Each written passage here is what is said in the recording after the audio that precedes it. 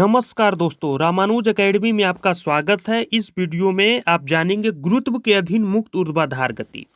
Suppose बिंदु ए है और यहाँ पे बिंदु बी है, ठीक है। ए बिंदु और बी बिंदु, ठीक है। एक गेंद लिए और ए बिंदु से लुढ़का दिए और वो पहुंच गया बी बिंदु पे। तो हम आपसे पूछ सकते हैं कि बताइए ए बिंदु और बी बिंदु के बीच का दूरी क्या है, ठीक है। तो आप बताएंगे और दूरी को यहाँ पर माप लेते हैं हम यस से, ठीक है। और यहाँ पर बोलेंगे कि ए बिंदु से बी बिंदु के बीच का आप बताइए त्वरण। तो त्वरण को हम डिनोट कर लेंगे ए से। यहाँ इतना समझ गए, ठीक है। अब पूछेंगे कि ए जो है त्वरण, यहाँ पर जो है आप बताइए त्वरण क्या है, और यहाँ पर पूछेंगे कि यहाँ पर बताइए दूरी क्या है। लेकिन वही केस दूसरा है। एक केस है कि यदि एक हम गेंद लेते हैं, गेंद को क्या करते हैं, यहाँ से उछालते हैं ऊपर की ओर, और ऊपर जाता है और एक पॉइंट के बाद वो वापस नीचे पृथ्वी पे गिर जाता है। जो पृथ्वी पे गिर जाता है तो आपको पता है कि जो पृथ्वी में गुरुत्वीय बल है, वो गुरुत्वीय बल से उस वस्तु को क्या करेगा, वो नीचे खींच लेगा। और जिस त्वरण से खींचेगा उसको हम जी कहते हैं, और जी का मान होता है 9.8 मीटर प्रति सेकेंड स्क्वायर होता है दोस्तों, ठीक है। इतना आपको पता है। तो जब हम एक बॉल को ऊपर की ओर फेंके थे, तो यहाँ पर हम ये नहीं बोलते हैं कि ये 10 मीटर की दूरी तक गया, जनरली बोलते हैं कि इस ऊंचाई तक गया।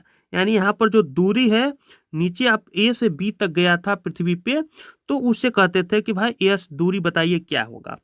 अब यहाँ पर नीचे से जब ऊपर गया तो उसको हम एस के जगह, दूरी की जगह मान लिए एच, कि भाई बताइए कितना ऊंचाई तक गया, ठीक है। और जब बॉल गिरेगा तो वहां पर जब ए बिंदु से बी बिंदु तक जा रहा था तो हम पूछे त्वरण ए बताइए, ए क्या है। उसी तरह से जब यहाँ पर नीचे गिरेगा तो यहाँ पर आपको पता है कि जो त्वरण उत्पन्न होगा वो जी उत्पन्न होगा। पृथ्वी जो है गुरुत्वीय, जब गुरुत्व बल से खींचता है तो वहाँ पर जो गुरुत्वीय त्वरण उत्पन्न होगा वो हमेशा जी होता है, और जी का मान होता है 9.8 मीटर प्रति सेकेंड स्क्वायर होता है, ठीक है। तो हमेशा ए के जगह यहाँ पर ए नहीं रखकर यहाँ पर हमेशा क्या कर देंगे, यहाँ पर फिक्स होता है जो त्वरण होगा। यहाँ पर जब उस वस्तु जब गेंद गया था ऊपर तो उसको 9.8 मीटर प्रति स्क्वायर से उसको पृथ्वी क्या करेगा, नीचे की ओर खींचेगा, ठीक है। उसका त्वरण यही हो जाएगा जी इक्वल टू, हम लिख सकते हैं कि जी इक्वल टू यहाँ पर ए हो जाएगा। ए जो त्वरण है वही यहाँ पर जी हो जाएगा, यानी कि वो 9 पॉइंट, और जी का मान कितना होता है 9.8 मीटर प्रति सेकेंड स्क्वायर होता है। यहाँ पे हमने यस के बदले क्या मान लिया, एच मान लिया, और ए के बदले हमने क्या मान लिया कि भाई यहाँ पर जो त्वरण होगा वो होगा गुरुत्वीय त्वरण, इसलिए हम उसको मान लिए जी, ठीक है। और वो नीचे की ओर क्या कर रहा है, गिर रहा है, नीचे की ओर गति कर रहा है। तो आपने गति के समीकरण पढ़े होंगे, v बराबर, फर्स्ट समीकरण पढ़े हैं v बराबर u प्लस ए टी, दूसरा समीकरण पढ़े थे यस बराबर U T plus half A T square, और तीसरा समीकरण पढ़े थे v स्क्वायर बराबर यू स्क्वायर प्लस 2as। सिर्फ यहाँ पर जहाँ जहाँ पे a है वहाँ, और जहाँ जहाँ पे एस है वहां पर हम यस के जगह क्या कर देंगे, एच लगा देंगे, और ए के जगह क्या कर देंगे, हम जी लगा देंगे, क्योंकि यहाँ पर जो त्वरण है वो जी है, गुरुत्वीय त्वरण है। और यहाँ पर जो दूरी है वो दूरी नहीं कह के हम कहेंगे ऊंचाई, ठीक है। तो यहाँ पर ऊंचाई मान लिए, तो वी फर्स्ट समीकरण जो हो जाएगा वो हो जाएगा वी बराबर यू प्लस जी टी, और समीकरण सेकेंड हो जाएगा एच बराबर U T plus half G T square, और थर्ड समीकरण हो जाएगा वी स्क्वायर बराबर यू स्क्वायर प्लस 2gh, ठीक है। और दूसरा केस ये है कि ए जो है नीचे की ओर, बॉल को ऊपर फेंकेगा तो नीचे नीचे की ओर आएगा, तो यहाँ पर जो है साइन जो है यहाँ पर आप पॉजिटिव देख रहे हैं। लेकिन अगर कोई भी अगर बॉल ले, ठीक है, अगर हम जब ऊपर फेंक रहे थे, ये जो केस है कि जब बॉल फेंके कुछ ऊंचाई पर जाने के बाद क्या हुआ, नीचे आ रहा है, तो जब नीचे आ रहा है तब का केस में यहाँ पे पॉजिटिव होगा, क्लियर, यहाँ पर प्लस होगा। लेकिन यदि बॉल गुरुत्वाकर्षण के विरुद्ध हम क्या कर रहे हैं, जब नीचे से ऊपर फेंक रहे हैं, तो उस वक्त हमारा इक्वेशंस क्या होगा, तो वहां पर निगेटिव होगा, क्योंकि वहां पर जो तो निगेटिव इसलिए होगा क्योंकि वो क्या है, त्वरण के विरुद्ध जा रहा है, ठीक है। तो यहाँ पर क्या होगा, ऋणात्मक होगा, ठीक है। जैसे जैसे जाएगा ऊपर वैसे वैसे क्या क्या हो जाएगा, कम हो जाता है वेग, और वेग एक टाइम पर जाकर हो जाता है 0, ठीक है। तो यहाँ पर और पृथ्वी में क्या है, पृथ्वी उसको खींच रहा है अपनी ओर गुरुत्वीय त्वरण से, और वो गुरुत्वीय त्वरण के विरुद्ध ऊपर की ओर जा रहा है, तो वहां पर जो समीकरण हो जाएगा first v equal to u minus g t. ठीक है, कि गुरुत्वाकर्षण के विरुद्ध जा रहा है, तो वहां पर साइन क्या हो जाएगा, निगेटिव। यहाँ पर यह चीज इक्वल टू हो जाएगा U T minus half G T square, और थर्ड इक्वेशन हो जाएगा v स्क्वायर बराबर you square minus two ji H, क्योंकि ये ऊपर की ओर जा रहा है, ये चलते क्या हो जाएगा, साइन इसका ऋणात्मक हो जाएगा। तो मेन रूप से आपको ये फॉर्मूला याद रखना है।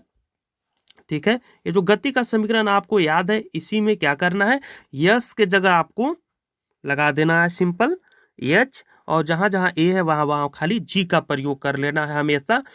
ठीक है, जी का मान आपको याद हो ही गया होगा, और कुछ नहीं है इसमें। ठीक है, और खाली ये ध्यान रखना है कि जब अगर कोई बॉल ऊपर से नीचे की ओर गिर रहा है तब यहाँ पर साइन पॉजिटिव होगा, और जब कोई नीचे से ऊपर की ओर जा रहा है तब यहाँ पर जो है साइन क्या हो जाएगा, साइन यहाँ पर नेगेटिव हो जाएगा। अब कुछ प्रश्न है आप जो आपको बताएंगे किस तरह से एग्जामिनेशन में पूछ लिए जाते हैं। तो फर्स्ट क्वेश्चन है कि यदि एक पत्थर को किसी मकान की छत से मुक्त रूप से गिरते हुए जमीन तक पहुंचने में 4 सेकंड का समय लगता है, तो मकान की ऊंचाई होगी लगभग, ऑप्शंस दिया हुआ है। तो एक मकान की छत पर से एक 4 सेकंड में समय लगता है किसी पत्थर को गिरने में।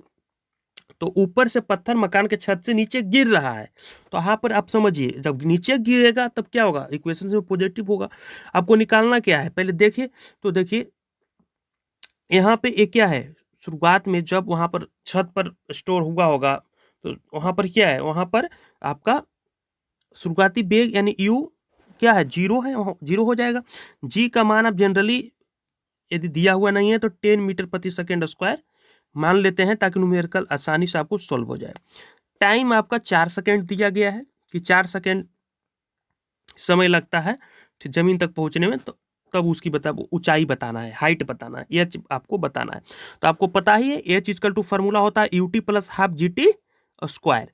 अब आपका यू जीरो है और टी टाइम, टाइम आपका 4 है, प्लस हाफ गुणे मल्टीप्लाई कर दिए क्या, जी का मान 10 रख लिए और टाइम 4 का स्क्वायर कर लिए। ठीक है, तो यहाँ पर आप देखिए 4 में से 0 को करेंगे तो ये तो 0 ही आ जाएगा, ये आ जाएगा, यहाँ पे 4 का स्क्वायर करेंगे तो ये 16 आ जाएगा, एक कट गया,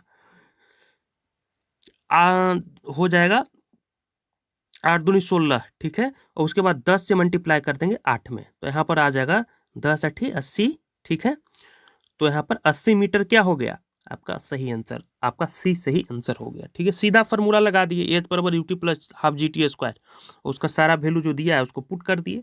ठीक है, यहाँ पर एक चीज समझना था कि अगर मान के चलिए छत है, तो छत से अगर बॉल नीचे आ रहा है तो स्टार्टिंग में तो यहाँ पर जो आपका वेग होगा, प्रारंभिक वेग, वो तो 0 हो गया ना यू।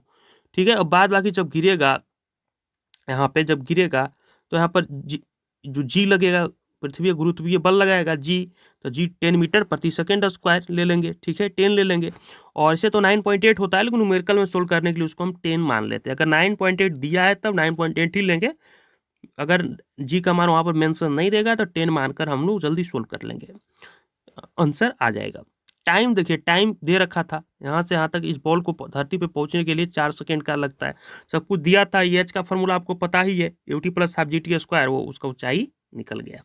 एक और क्वेश्चन है, देखिए एक दूसरा क्वेश्चन बोल रहा है कि 19.6 यानी कि 19.6 मीटर ऊंची एक मीनार की चोटी से एक पत्थर को छोड़ा जाता है, पृथ्वी पर पहुंचने से ठीक पहले इसका वेग आपको बताना है। ठीक है, तो 19.6 मीटर ऊंची ये क्या है, मीनार है, मान के चलिए ऐसा कुछ मीनार है जिसका ऊंचाई दे रखा है ऑलरेडी, जिसका ऊंचाई है 19.6 मीटर।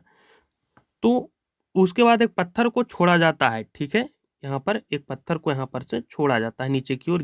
ठीक है, तो उस पत्थर का वेग क्या है, तो आपको पता ही है वेग का फॉर्मूला क्या होता है, वी स्क्वायर बराबर यू स्क्वायर प्लस 2gh। ठीक है, आपको पहले देख लीजिए क्या क्या दिया है, एच आपको पता ही है, स्टार्टिंग में आपका जो है प्रारंभिक, तो यहाँ पर डायरेक्ट मीनार से जब गिरेगा तो मीनार पर कहीं रुका होगा, यानी यू 0 मीटर प्रति सेकेंड है, और जी का मान यहाँ पर आपको दिया गया है क्वेश्चन में 9.8 मीटर प्रति सेकेंड स्क्वायर ही लेना है, तो 9.8 मीटर प्रति सेकेंड स्क्वायर ले लिए, और जो बेग है उसका यहाँ पर फॉर्मूला लगा दिए।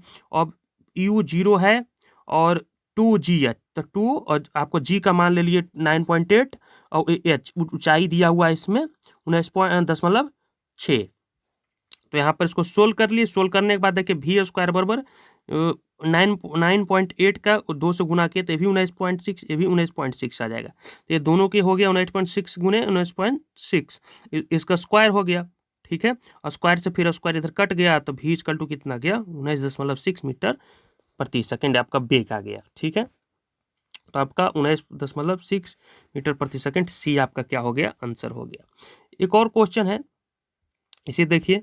एक पत्थर किसी कगार से यानी ऊंचाई से गिरकर 5 सेकंड में धरती पर आ गिरता है। ठीक है, तो धरती पर टकराते समय वो पत्थर की चाल क्या होगा। तो देखिए,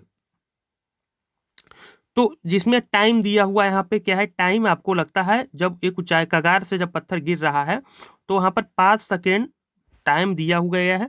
स्टार्टिंग जब ऊपर से कगार से गिरेगा तो वहां पर प्रारंभिक वेग आपका 0 हो जाएगा और जी का मान इसमें 10 ले लेते हैं, दिया हुआ मेंशन नहीं कि 9.8 नहीं लेना है, तो 10 मान लेते हैं। तो भी बराबर आपको पता ही है क्या होता है, u प्लस जी टी होता है। अब देखिए भी बराबर यहाँ पर u आपका 0 है और जी आपका यहाँ पर 10 है और टाइम ले लिए 5 सेकेंड। तब यहाँ पर डायरेक्ट इसको क्या कर देंगे, मल्टीप्लाई 10 मीटर प्रति सेकेंड स्क्वायर, इसका क्या आ गया, चाल आ गया। तो इसका सही हो जाएगा आंसर डी, इसका सही उत्तर है। ठीक है, अब लास्ट क्वेश्चन है, एक क्वेश्चन और है, इसे समझिए। इसी तरह के क्वेश्चन पूछे जाते हैं इस पे। यदि एक गेंद को 50 मीटर प्रति सेकेंड की चाल से ऊपर की ओर फेंका जाता है तब उच्चतम बिंदु पर गेंद का वेग क्या होगा। देखिए 50 मीटर प्रति सेकेंड स्क्वायर से यहाँ से हमने क्या किया, यहाँ पर है हम और यहाँ से बॉल जो है ऊपर की ओर फेंकेंगे, तो बोल रहा है सब उच्चतम बिंदु पर उसका वेग क्या होगा, मतलब जा रहा है और जब यहाँ पर उच्चतम बिंदु क्या होगा, मैक्सिमम पॉइंट क्या होगा, जब ऊपर जाएगा और फिर वापस नीचे गिरेगा। तो जब वापस नीचे गिरेगा तो यही हो गया उच्चतम। तो यहाँ पर जाने के बाद तो एक समय के लिए क्या हो जाएगा, यहाँ पर 0 हो जाएगा ना। यहाँ पर देखिए उच्चतम बिंदु पर जाएगा तो यहाँ पर उसका वेग क्या हो जाएगा, 0, फिर तो वापस आएगा। तो यहाँ पर जब जाएगा तब उसका वेग हो जाएगा यहाँ पे 0। इसीलिए हम लिखा हूं कि त्वरण वेग के विपरीत दिशा में है, इसीलिए गेंद जैसे जैसे ऊपर जाएगा उसका वेग कम होता जाएगा और उच्चतम बिंदु तक, फाइनल बिंदु तक पहुंचेगा तो वहां पर वेग क्या हो जाएगा, शून्य हो जाएगा। कोई भी है ऑब्जेक्ट अगर ऊपर की ओर फेंकेंगे, जिस मोमेंट पे वो फ्री फॉल होगा, मुक्त रूप से गिरना चालू होगा, उससे पहले वहां पर वेग क्या हो जाएगा, 0 हो जाएगा। इसलिए यहाँ पे इसका जो आंसर हो जाएगा वो सी हो जाएगा। तो दोस्तों इस वीडियो में इतना ही। यदि इस वीडियो का आपको पीडीएफ लेना है, ठीक है, पीडीएफ भी बना रहा हूँ इसका, तो आपने अपने टेलीग्राम जो चैनल है रामानुज एकेडमी, आप सर्च कीजिए टेलीग्राम पे रामानुज एकेडमी, वहाँ पे मिल जाएगा। तो उसी ग्रुप में हम इसको जो पीडीएफ को, जो भी आने वाला लेक्चर्स है उसका पीडीएफ वही मिलेगा। और अब तक जो वीडियो आपको बताया है उसका भी पीडीएफ जो है रामानुज एकेडमी के टेलीग्राम चैनल पे मिलेगा। तो इस वीडियो में इतना ही। Thank you so much.